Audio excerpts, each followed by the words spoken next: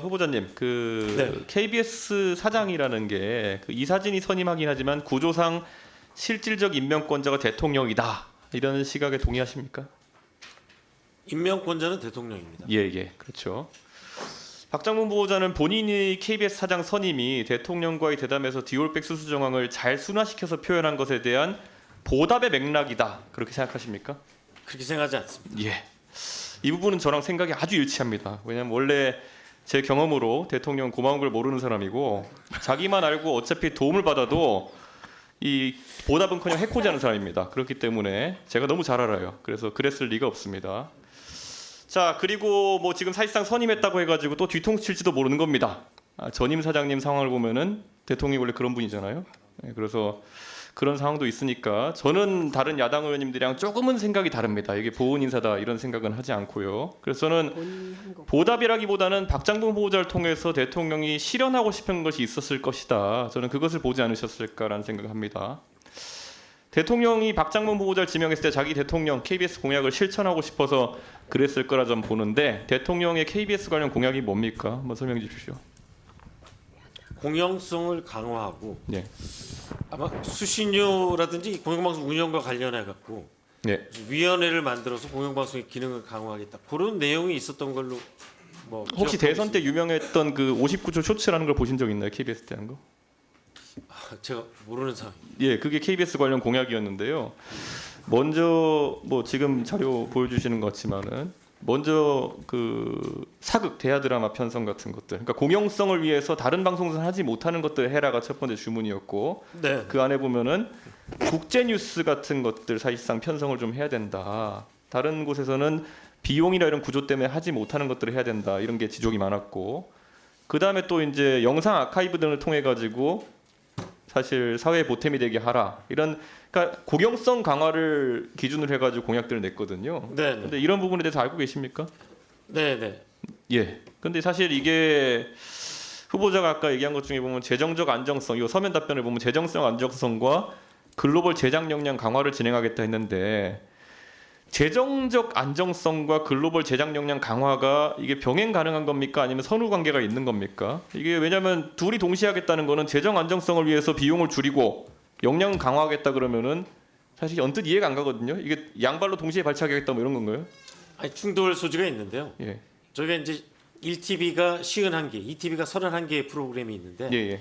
지금까지는 다 이렇게 배분하는 형식으로 제작비를 나눠줬다면 이제 선택과 집중을 통해서 말씀하신 글로벌 시장을 공략하는 거는 예산을 좀 집중하고 예. 다른 부분은 좀 효율화하겠다. 제가 이번에 사실 이 부분에 다시 한번 물어보는 건요. 제가 과방위하면서 계속 KBS 관계자들 나오면은 국제뉴스 편성이나 아니면 이런 부분은 KBS가 앞장서야 된다. 다른 방송사들은 비용 구조 때문에 안 된다. 그렇게 얘기했는데 최근 들어가지고 KBS 해외 지국이 오히려 8개에서 7개로 줄었죠. 네, 줄었습니다. 그리고 상주 특파원 수는 17명에서 11명으로 줄었죠. 6명이나 크게 줄였는데 이게 맞습니까 그러면? 뭐 저희가 이제 비용 절감 때문에 그럼 비용 절감이 방향인 네. 거지. 그러면 이건 뭐 국제 제작 역량 강화하는 게 아니잖아요. 네, 그 대신 뭐 특파원이 많은 뉴스를 생산하긴 하지만 네. 그 외에 다른 소스로 글로벌 24라든지 세계는 지금 같은 경우는 아니 다양한 그러니까 특파원을 외신을 하셨으니까 통해서 아실 텐데 그럼 런던 지구 계셨으니까 아실 텐데 우리가 영국에 대한 어떤 뉴스를 파악하려 그러면 현재 특파원이 인맥도 만들고 또 그리고 관계자 취재를 해야지 알 수 있는 거지 어떤 방법이 있나요? 혹시 그럼 다른 방법이? 그 방법이 가장 좋습니다. 의원님 말씀이 맞습니다. 그러니까 지금 이 답변이 이 안에서 굉장히 모순된 것처럼 보이는 게 아까 제가 말했잖아요. 두 발을 동시에 들어 발차기 하겠다. 그러면 무조건 자빠지거든요. 네, 지금 답변이 거의 그런 상황이라 가지고 이거 더 명쾌한 답변을 제가 요구할 수밖에 없는 상황이고요. 그 사실 재정 안정성을 강화하겠다. 이거에서 이제 사람 자르겠다 같은 얘기. 아까 김장겸 의원님도 질문하셨나요? 그 비용 구조나 이런 거에 대해서는 인건비 과다하다는 구조는 알겠는데 그럼 사람 자르겠다는 겁니까?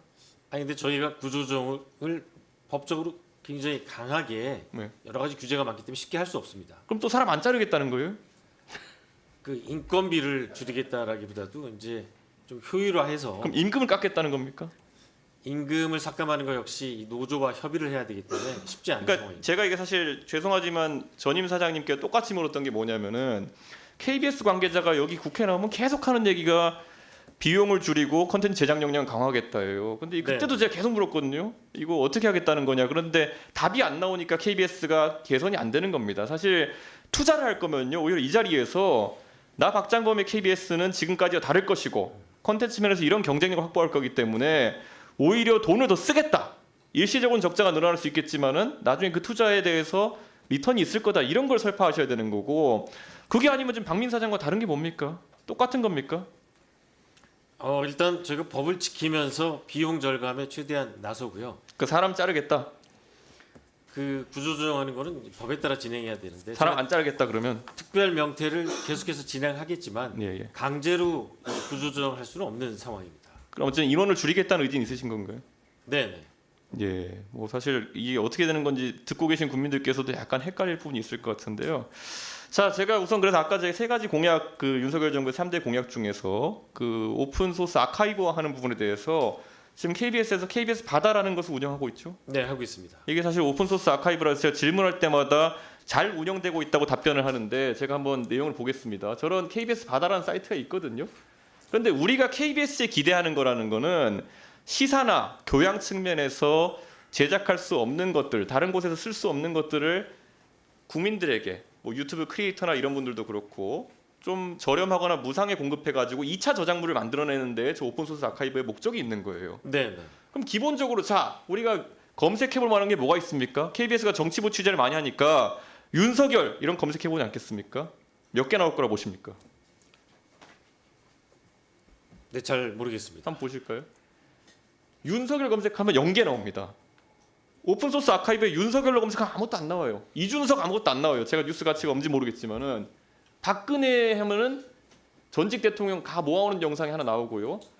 심지어 세월호 검색하면 아무것도 안 나옵니다. 그때 KBS가 세월호 취재하기 위해 가지고 세월호 상공에 헬기도 띄우고 그거 다 국민의 준조색격인 수신료로 띄운 건데 그 영상 자료가 왜 가치가 없습니까? 그 자료가 있으면은 그거는 꼭 우리나라 국민뿐만 아니라 전 세계 누구라도 그 참사에 대해서 기억하고 추모하는 영상물을 또 2차 제작물을 만들 수 있는 것이고 필요한데 왜 이런 게 안 올라가 있다고 생각하십니까?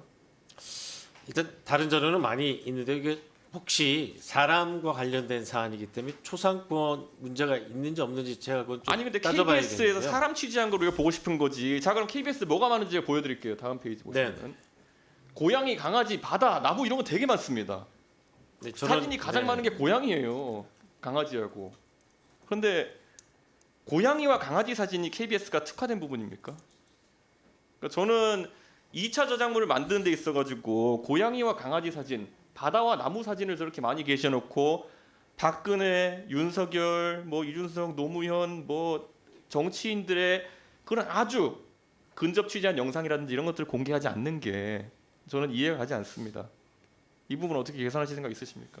네, 위원님 말씀대로 수요자가 저희가 국민들에게 서비스를 제공하기 위해서 만든 사이트니까요. 국민들의 니즈가 있다면 그렇죠. 그리고 이건 적극적으로 대통령 공약이었고 제공하겠습니다. 대통령 공약에서 이런 게 들어간 이유는 제가 공약 만들어서 잘 아는데 2차 저작물로 이거를 더 대한민국의 크리에이터들이나 아니면은 이런 영상 하시는 분들한테 도움이 되게 하라는 거거든요. 사실 언론사의 사회공헌을 위해서 이런 거 되게 많이 합니다. 예를 들어 신문을 만드는 업체들 같은 경우에는 조선일보나 한겨레 신문 이런 데 보면 명조체 무슨 뭐 결체 이렇게 다 서식을 그 서체를 공개하기도 하고요. 그걸 통해 가지고 또 다양한 인쇄물이나 이런 거 만들어서 사회에 공헌하기도 하고요. KBS는 지금까지 수많은 영상 기자들이라든지 아니면은 또 제작하면서 PD들이나 이런 사람 노력으로 국민들에게 영상물로 이런 기여를 해야 되는 겁니다. 그런데 영상물을 공개하지 않고 지금 누가 찍었을지 모를 저런 고양이 사진 지금 뭐 강아지 사진 이런 걸로 띄워놓고 이거를 국회에 보고하면서 저희가 아카이브 사업 잘 하고 있습니다. 대통령 공약 잘 이행하고 있습니다. 이렇게 하면 사실 말이 안 되는 거거든요. 지금 KBS의 위상을 제고하겠다 그러는데 공정성과 공영성 이런 것들 거기서 사회 공헌성까지 넣어야 되는 겁니다. 네, 알겠습니다. KBS가 하는 일이 우리가 흔히 KBS 항상 구호로 얘기하는 것처럼 수신료의 가치라고 하는 거는 보도 공정성이나 아니면 여러 가지도 있겠지만은 이런 사회 공헌성 KBS가 만든 것이라면은 수익 조금 얻겠다고 어디에 넣어놓고 돈 받고 파는 게 아니라 국민들을 위해서 다 열어젖긴다. 그러니까 우리에게 수신료를 내주십시오. 더 내주십시오. 이런 논리가 되는 겁니다. 저런 저작물을 다 공개해야 됩니다. 동의하십니까? 제가 이제 관련 팀 그리고 법률적 자문을 거쳐서 공개 여부를 결정하도록 하겠습니다. 적극적으로 하겠습니다. 예, 알겠습니다. 감사합니다. 제 영상을 끝까지 시청해주신 분들 정말 감사드립니다. 이미 여러분이 이 영상을 끝까지 시청했다는 점에서 여러분이 얼마나 이슈에 관심이 많은 사람인지, 그리고 여러분들은 왜 혜택을 얻을 수 있는지 도움이 될 만한 내용을 알려드리려 합니다. 이슈 관련된 영상을 왜 찾아보시는 건가요? 물론 자기가 지지하는 정당과 가치관도 있겠지만 궁극적으로는 정치 관련된 정책을 통해서 우리에게 경제적이든 정신적이든 보상을 주기 때문입니다. 그래서 제가 구독자분들 한해서만 특별한 선물을 알려드리려고 하는데요. 최근 이슈거리가 된 미국 대선 관련주 중에서 어떤 사건을 통해서 어떤 종목이 상승하는지 공부하는 방향으로 주식에 대한 지식을 공부하고 개발할 수 있는 공간입니다. 구독자분들 한해서 문자로 초대라고 해주시거나 구글 폼을 작성해 주신다면 구독 확인 후 바로 방을 초대해드리겠습니다. 영상 끝까지 시청해 주셔서 감사하고 좋아요와 구독 버튼 한 번씩 부탁드리겠습니다.